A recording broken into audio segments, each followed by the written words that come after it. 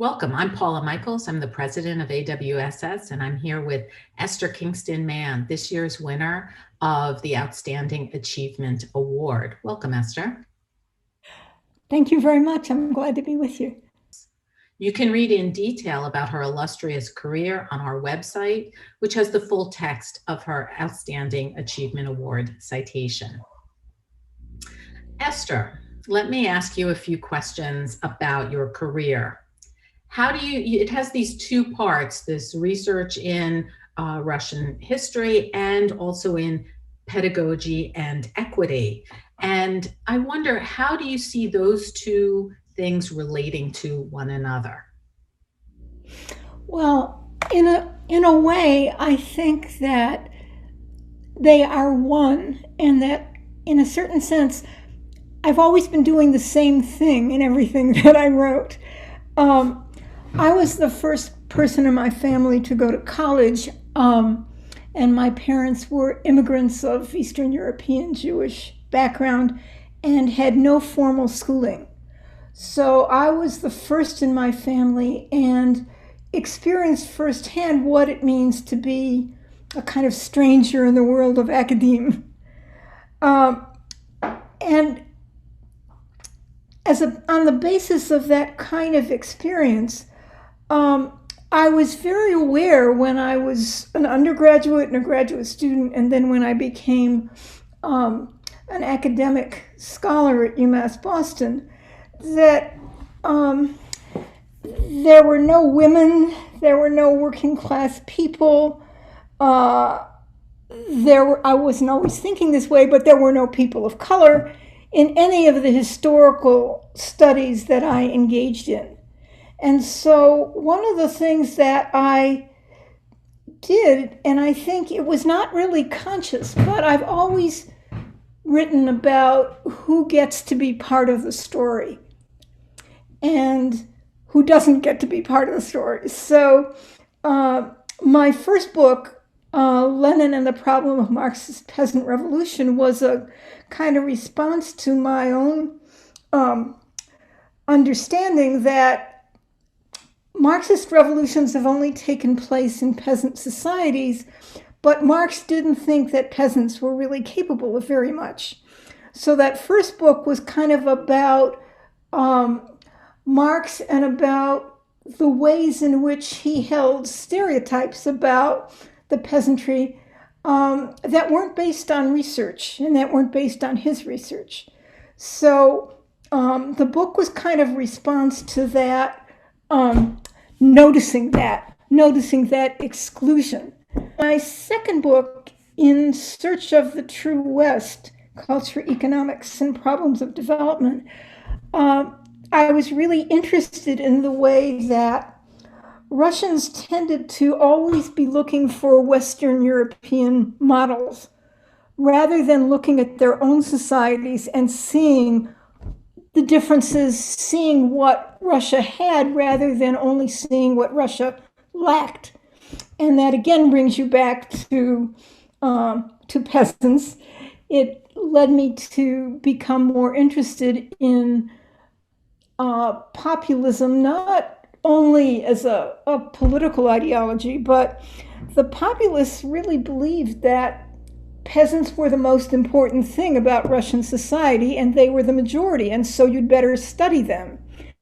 And in that respect, they were different from most other radicals in Russian society, and they were different from many Western historians as well. So I was particularly impressed by the fact that many populists, or among the leading populists, were a number of women. Among the leading people who gathered statistics on the peasantry, a number of them were women, and they had not been researched. And so that's what the second, actually I'm getting into the third book. The second book was really about the nature of borrowing, and of borrowing instead of looking at your own culture for lessons and examples and strategies. The third book was co-edited with Tim Mixter and with the help of Jeffrey Birds. And in that one, I focused in on the Mir, or the Obshchina, the Russian peasant commune. And one of the things that I noticed when I began to look at that more closely was that there were all kinds of generalizations about populists and about communes, but very few of them were based on empirical research into either. And so I began a study of the Zemstvo statisticians who, in the late 19th and early 20th century, actually were the first ones to interview peasants. And before them, most economists and statisticians simply didn't study peasants. So all of their generalizations about the countryside were not based on empirical research. No one interviewed peasants, right? So in some ways, that was one of my most enjoyable, one of the books that made me the happiest, because it was wonderful to discover agency, not just in peasants, but agency in peasant institutions. Finally get to what was the real point of all this, which was to look at peasant women, who were the majority of the population and who were not being studied. And again, about peasant women also, there were all kinds of stereotypes about women as being conservative, women as just being an aspect of their husbands. I remember one Slavic conference I went to where someone talked about peasants and their wives. And I remember thinking to myself, wow, so is that a different word? Or who were these people? Were they not peasants? Did they not work the land? So this book is called Women, Land Rights, and Rural Development. And the subhead is How Much Land Does a Woman Need? And that comes from a Tolstoy story, which I love, called How Much Land Does a Man Need? So the one about how much land does a man need was about,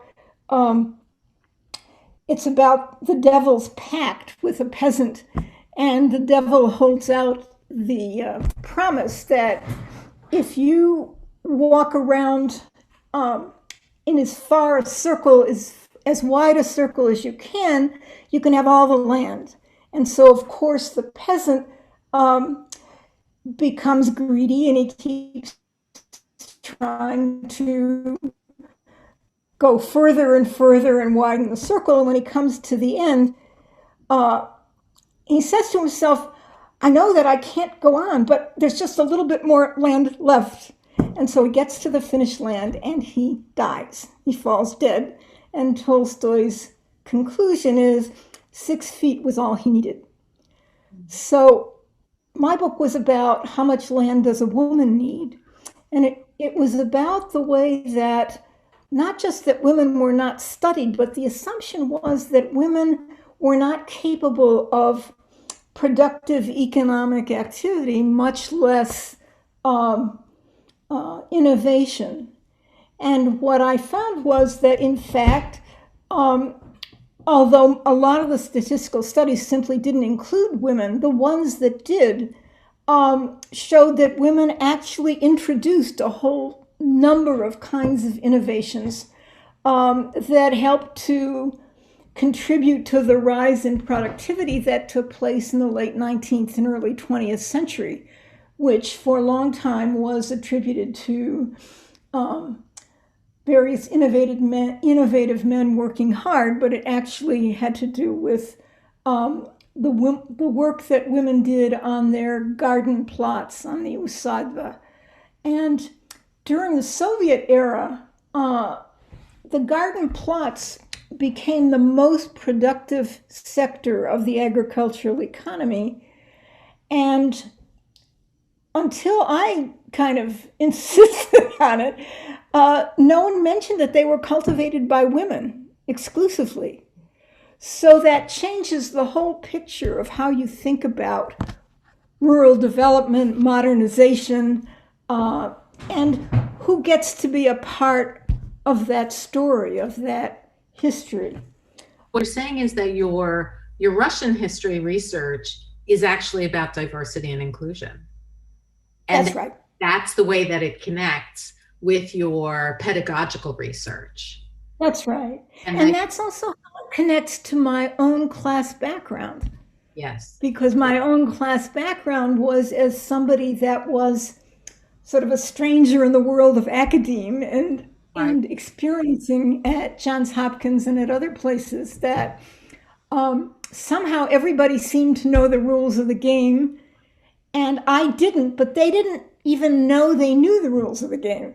Yes. Because when I began to teach at UMass Boston, I wanted to teach there. It was my first choice, although I could have gone to a more elite institution. But I really wanted to teach students that were more like myself and students that were also like my parents, who did not have any formal schooling and who were often misjudged as not being intelligent because they didn't have a degree or a piece of paper. At UMass Boston, I really loved it from the beginning because I recognized so many of the things that I was fortunate in that I always had really good grades in school because my parents, although they were not, had no formal schooling, they placed an enormous emphasis on reading and writing and politics and activism and all of this kind of stuff. So when I came to UMass Boston, I was pretty conscious that I wanted to learn to teach in a way that would invite students to take ownership of their own learning. And I hadn't been taught that way. I went to very prestigious institutions, but they were people by other people who had had very elite backgrounds, so they didn't necessarily know how to teach students like this. So my first book about teaching was called Achieving Against the Odds, How Academics Become Teachers of Diverse Students. And it was about really that issue. And I wrote it together with some other faculty members who were also committed to that kind of teaching. So I organized an awards program that rewards students of diverse backgrounds for their research achievements, and they could write about anything they wanted. They could have any major, but they had to focus on research on inclusion. And so this was something that many in the student body at UMass Boston were really, they knew a lot about that. Eventually, I was able to involve faculty at 6 other institutions to join in this project. And this program, it's called, this was Ford's decision. Ford decided I had to name it after me. So it was called the Kingston-Mann Awards for Student Contributions to Research Excellence on Issues of Diversity and Inclusion. So this program lasted for 16 years. Let me turn the conversation in a little bit of a different direction. Okay. And I think you've told us a really interesting story about the way the line that runs through from your personal life through your research and into your what I think is fair to say is activism on campus to make it a more diverse place and to support diversity and inclusion. Among your many achievements is also being one of the founding mothers of the Association for Women in Slavic Studies. And yes. I think you could say a little something about what role AWSS has played in your career. You joined UMB in 1969. That's like yes. 50 years ago. Yes. Different place. And, Yes. I took up my first academic job in 1997. Mm. It was already a changed world. And now we're, 20 plus years beyond that. Um, and, you were there in the vanguard, trying to lift the profile of women Yes. in the profession.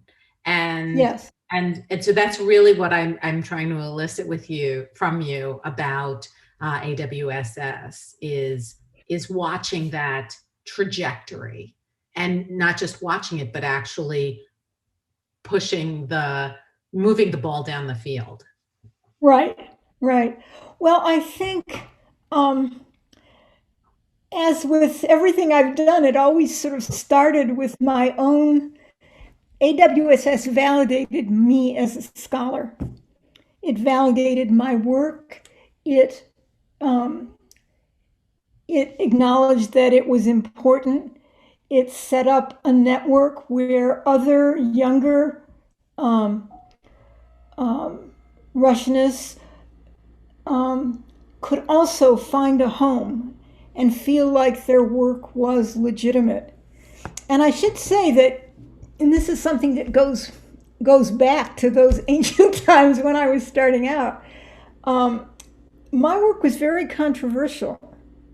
I had a lot of difficulty getting it published. Um, I was told that by some reviewers that it wasn't really history. Someone at a very prestigious research center in Cambridge that I will not name, I was told that the director once said about me, she seems intelligent. Why does she always ask those stupid questions? And it was like the kinds of questions that I was asking did not seem to him like legitimate scholarly questions to ask. So I feel as if AWSS is really legitimized, not just for me, but it was for me too. A kind of place where I learned that the work that I cared about was legitimate scholarly work. Mhm. And for a good part of my career, I didn't have that. So the struggle continues, but AWSS was a really um, incredible moment where not just me, but where thousands and thousands of women have come to feel like they can belong in the field of Slavic studies. Yeah. And that was not something that was so true. If you go to a conference and you hear uh, prestigious scholar talk about the peasants and their wives, and so Not a you good feel look. like you're the one that's crazy, right? You're the one why didn't you know that? So I think that's really been an incredible achievement of AWSS. Thank you so much for taking the time to talk with me. And again, congratulations on your Outstanding Achievement Award. It's So much. extremely well deserved. And, generations of women in the field are grateful to you for your research on peasant women, for the work that you've done on inclusion and diversity, and for the role that you've played in the Association of Women in Slavic Studies. So thank you, and we look forward to seeing you at the reception when we will be bestowing the award upon you. I look forward to that as well. Thank